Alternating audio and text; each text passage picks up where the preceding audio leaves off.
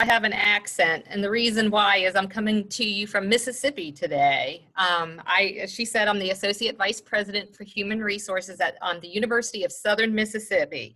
We're most famous for being the school where the great quarterback Brett Favre played college football. And this one's got to be for the teachers. Jimmy Buffett went to school here too. And that's it. That's our claim to fame. That's all we have. But I went to school here too. And 20 years later, I've returned and running the Human Resources Department. We have over 5,000 employees here. And so as you can imagine, that's a big job. But I've been working in human resources my entire career, over 20 years. And so hiring has always been a part of my job. But usually I'm doing this kind of training with the people who are actually doing the hiring, teaching them how to have better processes and questions and how to select people. And so today you're going to get a little bit of insight on that. So I'm going to go ahead and take a minute to share my screen. Uh-oh, I'm disabled from sharing my screen.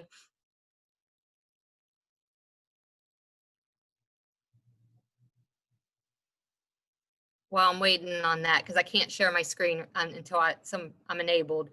But you know, there's going to be some differences based on what kind of job you're applying for and what kind of company you're applying for. But there are some basics that, that are going to apply regardless if you're applying for a part-time job at a fast food restaurant or to be a nurse or, or something else. So that's what I tried to focus on today, is those things that are going to be in common. I'm still disabled. I'm not sure how to enable you. Can somebody fill me in?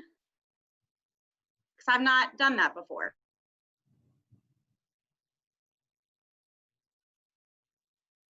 I'm not sure. Can you make me the host?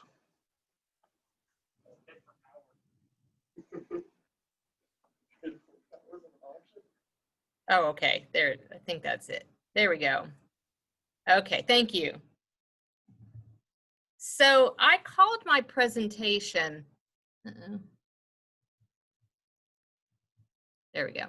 I called my presentation, instead of interviewing skills, I called it getting the job, because I want to focus on more than just the actual interview, because from the moment you fill out your application, you're actually interviewing for the job. So I want to kind of start there and talk about the entire process. So we're going to start with this. And this one's very important, and this might be something that you've never thought about before, but it's very important that you protect your reputation, because that is going to follow you through your entire life. So what do I mean by that? Let's go through these bullets. The first one is that your work history matters. Every time you get a job, that builds into part of your work history. So when you apply for another job, you're going to write that on the application that you have this work experience. If you are changing jobs constantly, you can't, that demonstrates you have a hard time holding a job. If you get fired, that's going to come out. If you walked off the job and job abandoned, that's going to come out. All of those things matter. And so they can call and check references. They're going to ask you on the application, they're going to ask you in the interview, why did you leave these jobs? And you're going to have to be able to explain those things. And so the more of that you have in your background, the harder it's going to be for somebody to hire you, because if it looks like you're not going to be dependable, then that's going to count against you. And here's something else that you may not consider, is that everybody that you've worked for in the past and everybody you've worked with in the past is going to become a reference for you, whether you want them to or not, because people know people. And depending on the industry you're going to be working in and the town that you're working in, people know people. Like when I worked at the hospital, everybody who worked in the hospital knew everybody who worked at the other hospitals, because everybody worked more than one job, or they've changed jobs. So even if I don't know you, I know somebody who knows you. And so I have an example of that, where somebody that I used to work with works on a big military installation now. And a lot of the people who work out there apply to work for me in human resources. And I send her a text and I say, what do you know about Jennifer Smith? And she'll write me back and say, you don't want her. I don't want her. And I don't hire her based off of it. She doesn't even know I talked to this person. So everybody who has experience with you has the potential to be a reference, whether that's good or bad. So when you go to work every day, you have to take that into consideration. What are people going to say about you when it's time to get that next job? And so with that is, don't burn bridges. So don't leave on bad terms. You know, sometimes you can get frustrated and you can get mad. You don't want to walk off the job. You don't want to quit without notice. You don't want to, you know, cuss everybody out as you're leaving, no matter how mad you are, because that's going to follow you and that's going to be a part of your work record. So, you know, I've left jobs before that I was very unhappy with. I gave my notice and I was professional until the very end because it matters. And so don't burn those bridges. You never know. You may think right now you never want to work at that company again, but 5 years might be different, you know, or that the person that was there may be at the next company that you want to work for because they've changed jobs. So you just never know. And then the last one here is protect your internet footprint. If you were to Google yourself, what would come up? What does your social media look like? What can people see? What are you posting? How are you interacting with people? What kind of pictures do you have out there? Some of you might think, well, that's personal. They don't have any right to that. They're going to look at it and they're going to judge you based on it, and they may not give you the job because of it. Almost every hiring manager I know is going to Google you before they hire you. So you need to think about what you have out there. And, you know, stuff stays out there a very long time. So if I were you, I'd Google myself and see what comes up. And then if it's something that you wouldn't want someone to see, take it down, get it off. Secure your social media so that, you know, not just anyone can access it, only the people that you approve if you're going to be posting personal things that you wouldn't want the general public to see. And so these are the kinds of things that are going to follow you into a job interview. The next part is when you're completing applications and submitting resumes. You want to take this seriously because, like I said, the whole thing is an interview. And so your application is your first introduction, and it's what's going to catch their attention for them to decide whether or not they even want to interview you. The first bullet is my pet peeve: when somebody attaches a resume and then doesn't complete the application and just says "see resume." I don't like that for a couple of reasons. Because number one, I've designed the application to ask the specific questions that I want to know, and you've ignored that and you haven't given me the answers that I need. The other thing is it shows that you're lazy, because if you can't even take time to fill out the application for the job, what kind of employer are you going to be when you get the job, right? And so you're sending a message that says, I'm going to take shortcuts, you know, and that's not the message that you want to give somebody that you want to hire you. And so you also want to watch for typos and grammatical errors, especially if it's a kind of job where you're going to be handling money or something that is detail oriented. You don't want to show that in something as serious as your resume or your application, you can't even get it right. How's that going to impact your ability to do the job? Never lie or include misleading information. You don't ever want to lie because it will come out. And even if you've already been hired and started working, if they find out you lied about something on your application, they can fire you over it. It's called falsification of information. And I have fired people for lying on their application, even though they had already started work when we found out. So you don't ever want to lie. Now, there's going to be information some of you might have in your background that you don't want to include. You don't want to include that you got fired. You don't want to include that you only worked somewhere a short period of time, or that you have a criminal background. You know, when you're over 18, you know, that might come into play.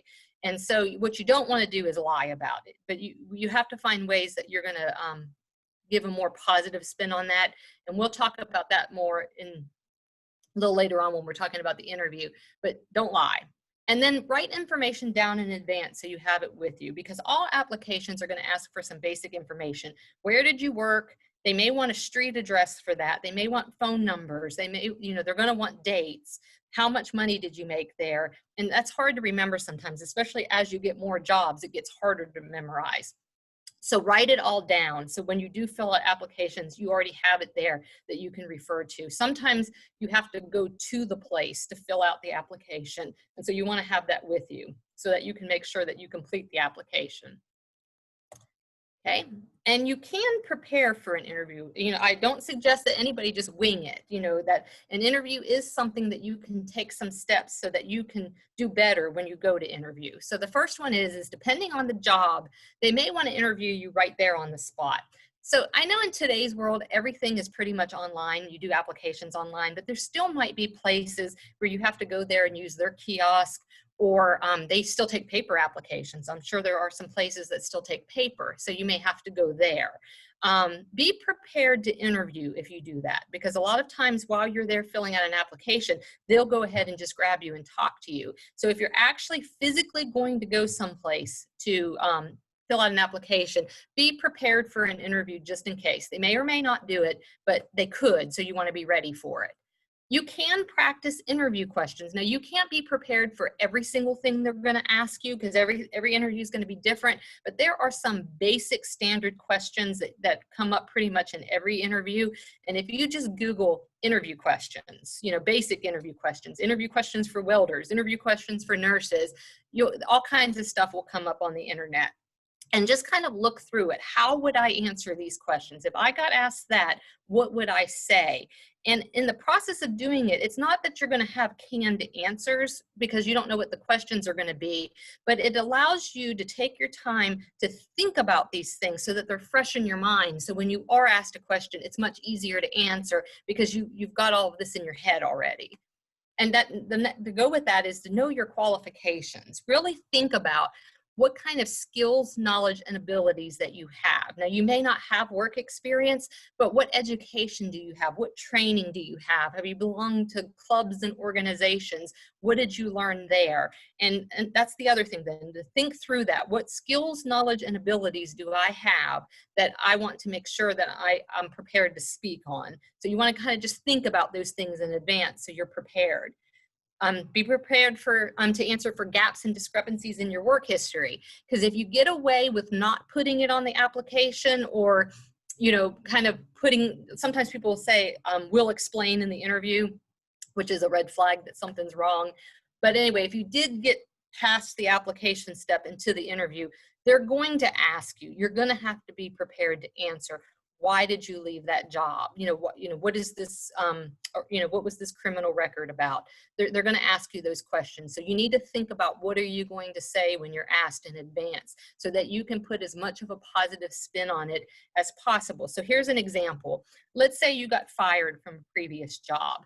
There's not much you can do other than acknowledge that you got fired. So where you're going to want to put the focus is that you own that mistake and you've learned from it. So you're going to say, yeah, I was let go from that job. And I'm looking back, it was really immature of me to do that. And I regret doing that. And here's what I've learned from it. And so that they can see you owning it and saying, this is why it's never going to happen again. That's a much better answer than just saying, I got fired. What did you learn from it? And then these are 3 questions that you can pretty much bet you're going to be asked in some way, shape, or form. So why are you interested in this position? That might also be like, what made you apply? Or, why are you interested in this company or working here? Some variation of that. You need to have a good answer for that. And we got another slide where we're going to talk about that one more specifically. But these next 2 are kind of opening questions and closing questions. So there's usually some kind of tell me about yourself question towards the beginning of the interview. You need to have what we call in the business world an elevator speech. And an elevator speech is kind of a 2-minute summary of who you are and what your experience is. The mistake that a lot of people make here is they want to tell personal information about themselves. I'm married and I have children, and this is a job interview, not not a date. You want to focus on what relates to the job. So you want to think about that and say, this is what my experience is. This is what my education. Here's what makes me qualified. And so have that prepared, because you're going to get some form of this question either at the beginning or at the end. And you can go ahead and prepare for that, real quick summary of who you are to sell yourself to them. So if it's asked at the end, it usually comes in the form of, why should we hire you? Or what makes you the best candidate for this job? And then it's a very similar, you're going to have that speech prepared. When I say speech, I don't recommend that you memorize something word for word, but just know what you're going to say. If it comes at the end, it's always best if you can tie it back to things that you talked about in the interview. So you can say, earlier you were talking about this, and I have this experience, and this is why I feel confident that I can do the job that you're looking for. So if you can tie it in, it's best. But like I said, if just being able to speak in summary is very important, because these questions are going to come up either at the beginning or the end or both. All right, it's very important to be on time for your interview. You would be amazed at how many people show up late or don't show up at all. If I'm the hiring manager and you are late or don't show up for the interview, what does that tell me about what kind of employee you're going to be?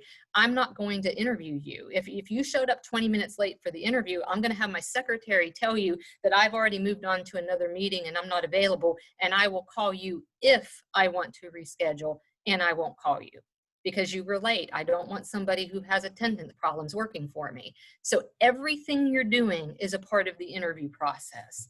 Leave early, give yourself more than enough time for the just in case, traffic accidents, bad traffic, construction work, and sit in the parking lot if you have to. So if you get there too early, just hang out in the parking lot in your car, go to the McDonald's across the street, and just, you're there, you're there, you're on time, and you can take that 15 minutes or whatever just to, kind of go through things in your head. You want to be on time, but you don't want to be too early either. When people show up 45 minutes early, that's way too early. You're just sitting in the lobby staring at people, and you're nervous and you can't express it. And so it's better to sit in your car for 30 of those 45 minutes and then come in. If you don't know where you're going, scout the location before the day of the interview. Don't just try to find it, because you have a good chance of being late if you do that. So make sure you know where you're going before the interview. And then have a phone number with you in case something happens so you can call. So if you do run into traffic, you can call and say, I've run into traffic and I'm going to be late. I hope that's okay. Because you're much more likely for them to forgive you and continue to interview because you called and you were responsible rather than you just showing up 20 minutes late. And so have that phone number with you because you never know when something is going to happen and you might need to make that phone call. Don't just not show up or show up late. Okay, I'm just rolling along, so y'all stop me if you have questions or want to talk about anything. The next slide is be very professional. So what does it mean to be professional? So the first one is dress appropriately for the job. Now this is going to be completely dependent on what kind of job you're applying for and what kind of company you're applying for. So the general rule of thumb is dress how you would dress if you worked there, but maybe one step up from that. So even if it's a place that has jeans and t-shirts, wear jeans and a collared shirt, just one step up. So it's still okay to wear jeans, but wear the collared shirt, and I have a slide here that's, you pretty much can't go wrong with the next slide. So I'll get back to that. You see, I have shake hands on here and I've got it crossed out because we're in a COVID world right now. A lot of the companies that will be, have COVID protocol, especially if they're a larger company, they're going to have protocol in place. Some companies won't. I mean, it might be an auto body shop or something like that where they're not worried about it. My recommendation to you is if you don't know their culture, show up with a mask on. You can always take the mask off. But if they're all wearing masks and you show up without one, that could be negative. So you want to show up with one just in case. But if they're casual about it, that's up to you if you want to be casual about it or not. If they hold their hand out to you, that's up to you if you want to shake their hand or not. Avoid being too informal. And, again, these aren't your friends. You're trying to get a job. You're trying to be on your best behavior. So being too informal is slouching in your seat, using slang, cussing, chomping on gum, anything like that shows you're not taking this seriously. You need to be demonstrating sitting upright in your chair, paying attention, asking questions, because again, you're auditioning for the job.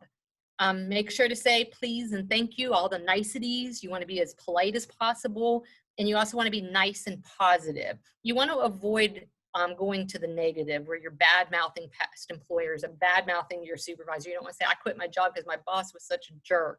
That might be the truth, but what you need to say is something that's a little bit more positive. So that's part of being prepared for how are you going to answer that question. Be nice to everyone. You never know who you're talking to. You want to be nice to the receptionist. You want to be nice to the security guard, everybody. I worked at a company where interviewees had to sit with the security guard before we came down to get them for the interview. And depending on how early they got there, they might sit there and talk with them for 30 to 45 minutes. So we used to call them at the end of the interview and say, what did you think? And Bud was the best interviewer. Bud always picked good people. And if Bud said, the security guard, if he said that person was rude, I didn't like the way that they interacted with people, that person's not going to get hired because the security guard gave us that information. So you never know who you're talking to. Be nice to everyone. And then don't use email addresses like partygirl20. Again, that's part of your image. Think about what your email address is. You can go on Yahoo and create a new email. If you want to do that specifically for job searching, I recommend it. Think about your usernames out on social media and things like that. Is it something that you want to convey? Because a lot of people will say, but that's my personal business. If they can see it, they're going to judge you on it. Okay. So this is the professional dress. What is professional dress? For most jobs, this is pretty standard. Just to wear some nice pants and a top, be clean, neat, and not revealing. So I wouldn't recommend wearing shorts and that kind of thing. Ladies, don't wear low-cut shirts or see-through shirts. You want to just make sure that you're clean and neat, even if it's just a blouse and pants or a collared shirt and pants. Moderate shoes, make sure they're clean, and this is not the time for you to wear stilettos or flip-flops or something like that. Just put on some nice shoes. Simple jewelry. Again, this is not the time for you to express yourself and your personality. Just tone that down a little bit. And again, it depends on where you're applying to, because if you're applying at a beauty salon, that might be more acceptable than if you're applying at a bank. So you kind of have to know the culture of where you're applying, but tone it down. Some places like tattoos and blue hair and piercings, some places like my university, we are all about expression. And if you came in like that, we wouldn't judge you. We would love it and we wouldn't have a problem with it. Other places I've worked, you wouldn't get through the front door. We'd say, nope, turn around. And so you never know what that company's culture is until you know, right? So you want to just make sure that you tone it down a little bit and make sure that you're well groomed. All right. I hope I'm not going too fast. I feel like I'm just zooming through.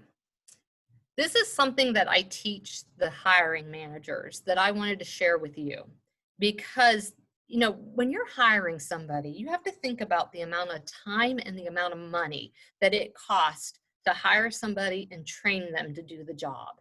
So most managers don't want to hire somebody that's not going to stick around for a while, right? They want to hire somebody that's going to be there as long as possible, because if they're constantly turning over and having to hire new people and constantly have people in training, they're not getting the job done, right? So they want people who are going to stay. And so this is kind of what I teach them for how to make those best determinations, is you're looking for somebody with a career plan. You're looking for somebody that wants this job for a reason and can express that reason. Because if I said, why are you interviewing for this job? And you said, I need a job, I need money. That has nothing to do with my job. You are looking for a job. I want you to be interested in my job. I want you to have a reason. And that's what this chart here shows, that your past makes sense for this job, that you have the training, the education, the experience, whatever it is that has prepared you for my job. And then wherever you want to go in the future, this job is on that path and it makes sense. One time we were interviewing somebody for a accounting job. It wasn't an accountant, but it was like accounts payable or something like that. He had been an LPN. He had been a nurse. He quit that to go to school to work in IT, in information technology. And so his past is nurse, his future is IT. He's applying for an accounts payable job. I told the hiring manager not to hire him because I said he's only going to work here because he needs a job. He's going to leave the moment he finds an IT job. He was gone in less than 3 months. The manager didn't listen to me, hired him. He was gone in less than 3 months. That's why this is important. So you need to be able to express, this is why I am so interested in this job. Let me tell you the reasons. So let's go to a really simple example. Like you're applying to work part-time at Target. You can even do it here because, if they say, why do you want to work here? You can say something along the lines of, I've worked in retail, I have experience in retail already. I enjoy it. I enjoy working with the customers and I really love Target. I love shopping at Target. I always have a good experience here. And it just really seems like a team that I'd want to work for. That's much better answer than I need money. So think about that. When they ask you, why do you want this job? And be careful about just saying things like, I hear it's a good company, because I've asked people what's good about it, and they can't answer that question. What'd you hear? You know, what was good? And that they just said that. They didn't mean it. So, you know, make sure that you really know why you're applying for this job. Why is this a good job? Why are you interested? Okay. Make sure that you ask questions. It's a big pet peeve of mine when people don't ask questions, because if you don't ask questions, it means it doesn't matter what I tell you. You don't care, you're not taking it seriously. And I want you to take it seriously. I want you to be making a decision just as much as we are. You're interviewing them as much as they're interviewing you, because they're going to tell you things that might change your mind and say, oh, I don't want this job. It might be you just don't like what you see, or it could be because it turns out it's a night shift job, or it turns out it has to work on Sundays, or it turns out it doesn't make as much money as you want to make. And so you need to find that information out. Where are your deal breakers? And make sure that you know that information before you accept the job. Asking questions also demonstrates your qualifications. It helps to prove that you know what you're doing. So if you asked a question, if you're interviewing at Target and you say, am I responsible for counting out my cash register at the end of the shift? That, you know, that kind of question demonstrates that you know a little bit about working in a retail environment to be able to ask that question. And so if you can ask questions, usually it helps to show that you're qualified. If you can't think of anything to ask, here's a bunch of general things that may or may not apply, but what location would I be working at? What would my hours be? What kind of work environment is it? Is there travel involved? Are there advancement opportunities? What is your management style? What are the priorities of this position? Who else is on the team? How many? You know, what kind of positions are they? What kind of computer systems or processes do you use? So just write down, you don't want to hammer them with a lot of questions. You don't want to be an investigator, but you at least want to ask 2 or 3 questions, like I said, just to show your interest and help demonstrate that you know what you're talking about. The one mistake that people make, other than not asking any questions at all, is their only question being, how much money does this job pay? It's an important question, but if that is all you ask me, then that shows that that's all you're interested in. And if I hire you, the moment somebody will pay you a quarter more, you're going to leave me to go there. And I don't want that. I want you to be interested in this position, regardless of if another job pays a quarter or not. So that's what you're having to express. Recognize that you are competing. A lot of people want the job that you're applying for. And again, it depends on the job, you know, and all of that. But when I worked in Baton Rouge at a hospital, anytime I posted a clerical position, we received 700 applications for it. So it's really hard to get a job when 700 people apply for it, because you might think, well, I'm qualified, but everybody was pretty much qualified. So how do you narrow down 700 people? And so, you know, you are competing. There's a lot of people who want your job. It's not always going to be easy to get the job. That's why you're taking this seriously. That's why all of this becomes important, so that you stand out as one of the better candidates that they're interested in. You know, and remember, qualifications are more. This is what I teach managers. Qualifications are more than just experience. You worked in retail the last 2 years, but do you have good communication skills? Are you professional? Will you be dependable? Do you have good customer service skills? Those are things that are just as important as your experience, because you can have all the experience in the world and be terrible at it. So we need to see all of these competencies that are required to do the job. So when you're interviewing, they're looking for these things as well. And then accept rejection with grace. You're not going to get every job that you apply for, just like you're not going to take every job that's offered, because they're going to give you some deal breaker that you're not going to be interested. But you're going to get rejected. It's a fact of life. It doesn't mean that you did anything wrong. It just means there was another candidate that better fit what they were looking for. And you never know, because then if that person doesn't work out, you might be the next one on their list to call. But if you burn that bridge, they're not going to call you. I have somebody who's working on my team right now who interviewed with us 3 times and got rejected. I hired her on the 4th time. And, she really wanted to work here and she hung in with us. And, and it wasn't that she was a bad candidate. I really wanted to hire her. She just got beat out every time that she interviewed, but she hung in there and we finally were able to make it work. Now she has the job of her dreams and I have got a great employee that wants to be here. So yes, it was a little rocky road to get her on board, but she was, she did great with accepting the rejections and hanging in there with me. And we were finally able to get her on board. She had been mean or not handled it gracefully, that probably wouldn't have been the case. These days you can pretty much expect that you're going to get a background check, a drug screen, or some kind of employment test. Now again, it depends. If you're interviewing with an auto body shop or a beauty salon, that may not be the case. But if you're interviewing at a hospital or a bank or a manufacturing plant, the power company, something like that, then these can be pretty much expected.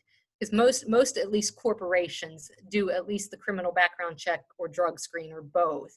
So if you have a criminal record, it's important for you to have what's called the disposition on it. Now, if you're a minor, this doesn't apply to you, but once you turn 18, this is going to matter, because when it's going to, whatever it is going to show up on your criminal record, and we're going to ask you for the disposition. And that means, where is that currently at? Were the charges dropped? Did you pay a fine? Are you still on probation? We want to know where it's at, because we're going to have to make a determination. Is this something that's going to stop you from getting the job or not? It's not an automatic disqualifier, but it can disqualify you from getting a job. That's why it's very important to avoid having a criminal record, because it will haunt you for many years. You may be young right now, you're 18, you do something silly, you get arrested. 5 years from now, you could be married with 2 kids trying to support your family, and all of a sudden you can't get a job because you have a criminal record. All of a sudden it matters. And I know it's really hard to look in the future and see how these things are going to impact you, but this is a long game. This is your career. Everything you do now is going to impact you in the future. So you need to think about that. I had somebody apply for a job here at the university, and his criminal charges were in the 1990s. And even though they were 20 years ago, they were serious enough that I still turned him down, because I couldn't risk having him on campus with all these college students. So 20 years later, he still can't escape those criminal charges. So you just, you have to play a long game here and think about how the decisions you make today are going to affect you tomorrow.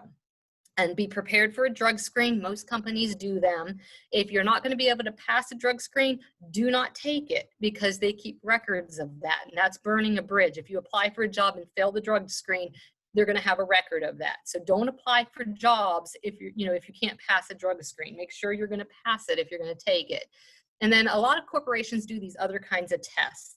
They might be a personality test.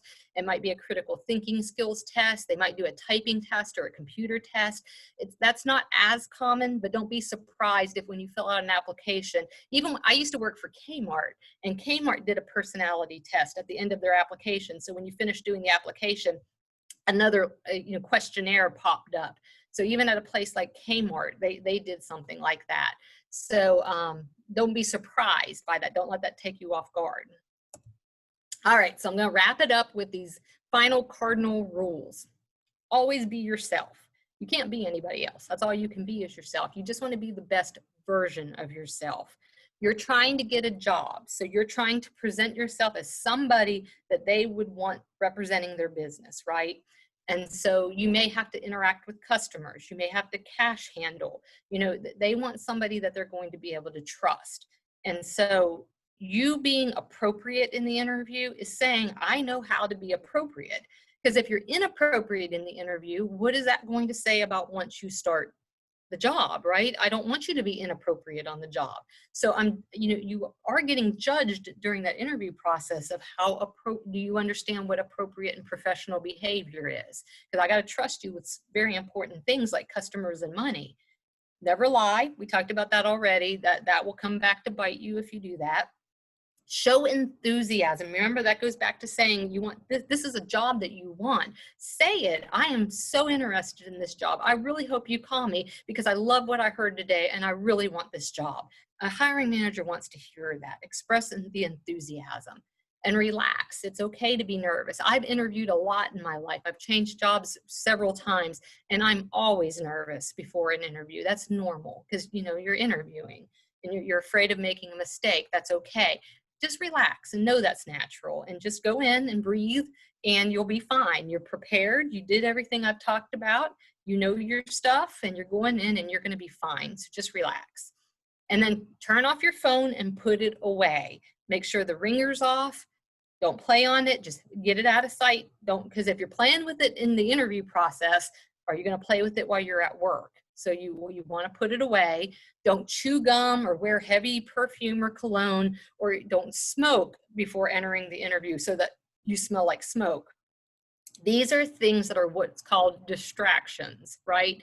Because the people who are interviewing you are people. They're human beings. They're going to have their own opinions and perspectives and judgments. And something like that, they might say, that person was unprofessional because they chomped on gum the whole time and you didn't get the job because of that. It has nothing to do with your ability to do the job. It distracted from your ability to do the job. So this is part about being appropriate. You don't want to go in with heavy perfume that's all they can think about was, you know, that you smelled a perfume or that you smelled of cigarette smoke. I interviewed a woman one time. It was for a professional job. She came in with a suit on, which was appropriate for the interview, but she also had on flip-flops and she stunk of cigarette smoke. And I did not hire her because of that. Even though she had a great resume and a great interview, she wore flip-flops with a suit and she smelled of cigarette smoke. So she didn't get the job. So those are, don't let distractions get in the way. So that's the presentation. I went through that really fast. Nobody asked me any questions. So is there anything I didn't cover or anything anyone wants to learn more about? If you have a question, you can either type it in the chat box and we'll monitor that, or you can just speak up into your mic and let us know what you have questions about.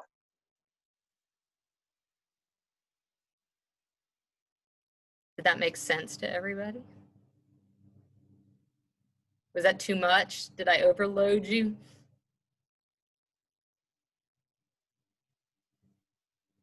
Christy, I'll make sure that you have a copy of this last presentation, or you said you're recording it too, so people can go back and watch it. Yep, it's been recorded. Okay. Is that it? Nothing for me? I think you did a very you did a great job in presenting you. all this, and we really appreciate it. Thank you. All right. I have one things to look out for when looking for a company to work for. I'm not really sure what they're looking for. So you, I guess, looking at their culture and whether or not it's a place that you want to work, that's how I'm going to take that question. You know, how professional are they? You know, think about the whole interview process. You know, the things that I just told you, are they violating those things? That they're rude, they're late, you know, they don't call you when they're supposed to call you. You know, their processes are messy. If you have a bad experience in the interview process, you can believe it's going to be like that when you go to work there. And so that's one way to judge them, is how professional were they on their end on the interview process. You know, you can get a sense of their culture by the way everybody dresses and presents themselves. You know, I worked at a company that was very traditional, very conservative, and everybody dressed like that. Everybody wore navy blue suits and, you know, brown shoes, and everybody looked alike. And, you know, so that was like a banking culture where it was, you know, very conservative culture, where if you look around here at the university, like I said, people have purple hair and tattoos, and we have one faculty member that walks around campus barefoot. She doesn't wear shoes, and that's just much more socially acceptable here. That would have never have gone over at that other company. So you can observe how people act and how they present themselves. I have another question. If you have a bad experience at a job and wouldn't want them as a reference, should you just not include them in your work history? You can do that. You know, it depends on how much you need that work history. You know, that it's because if once you've been working a while, it's going to be a big chunk of missing time on your resume that you may still have to account for. But yeah, I mean, if you work I had a job one time where I left after 3 months. I never put that on my resume because I didn't want that anywhere near my work history. So yeah, you can leave it out. But if there's a gap, you're going to have to explain. The construction program, we wanted to thank you for doing this, and we also had a question. Okay. We wondered about following up after the interview. How long should we wait, and how should we do that? So email is appropriate these days, and email's the quickest. So if you wanted to do a handwritten thank you note and mail it, they're probably going to make a hiring decision before they even get the handwritten note. So it's perfectly appropriate to email if you have that information. And I would do it either the day of the interview, after you interviewed, or no later than the next day of sending a thank you letter and again expressing your appreciation for that. And then just saying, if you have any questions, if you need any more information from me, here's my contact information. And then, you know, sometimes they'll leave you hanging, and that's part of that assessing that company. Sometimes they don't want to tell you you didn't get the job until they actually hire somebody and that person is official, and they'll leave you hanging that whole time. So it's not unusual for that to happen, and you can check in with them, but you're probably going to just get an answer like, we're still deciding. They're not going to tell you. So I wouldn't bother them too much. I think at least reach out once to express your enthusiasm and your interest in the job, and show that you have manners, you're thanking them, and see what happens from there. Okay, thank you. I have another question. Mhm. How would you go about discussing physical limitations? Yeah. So there's a Americans with Disabilities Act that protects you if you have physical limitations and need accommodations. And so it is appropriate for that to come up in the interview. You know, if you're interviewing for, you know, some, I guess what they call like a mom and pop shop, where it's just, you know, a man or a woman who just owns their own business, sometimes they're not as hip on what the laws are, or sometimes the laws don't even apply to them because they're so small. So that's where you're probably going to run into trouble. If you're applying for a corporation, a hospital, a bank, a manufacturing plant, they're accustomed to these things. So as long as you can perform the job with reasonable accommodations, it shouldn't be a problem at all. But you have to be able to perform the job if you have some accommodation for it. You still have to be able to perform the job. So that's perfectly reasonable to bring that up and talk about that. Or you can wait until after you receive the offer to talk about it. That you can do that as well if you don't want to bring it up in the interview.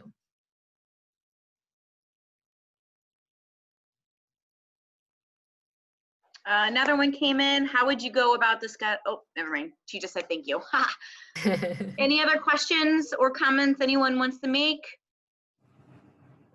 I'll say one more thing. This wasn't in my presentation, but I'll go ahead and share it, because you might get asked inappropriate questions in the interview. And by inappropriate, I mean the stuff that they're not supposed to ask you, you know, like, you know, personal things. How old are you? Are you married? Or do you have kids? Do you plan on having kids? You know, things like that that they shouldn't be asking you. It happens. Even in corporations, it happens. People aren't properly trained, or they just don't follow the rules. I would still answer their questions, because it's what they're doing. While it's not appropriate, it's not illegal to ask those questions. It's illegal to discriminate against you. But if they're asking those questions, I would go ahead and participate, because if you say, you're not supposed to be asking me those questions, that's personal, I'm not going to answer, you know, that's not who you want to be in that interview. So I just say use your judgment. It depends on how personal the information is and how comfortable you are. But if they ask you something like how old you are, or if you have kids or whatever, I'd go ahead and answer those questions. Because if they do discriminate against you, you do have some avenues available to you. But you know, it's probably going to happen.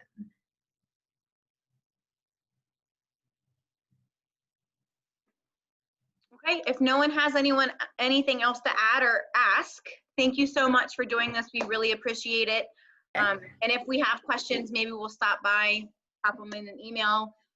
Guys, Sure. This is your opportunity to have discussions with your teachers with your staff, with your students, I'm sorry. So again, thank you. I'm gonna stop recording. I'm gonna end it. And if you wanna follow up with me, feel free by email. Okay. Thank you for having me. I enjoyed it. Thank you.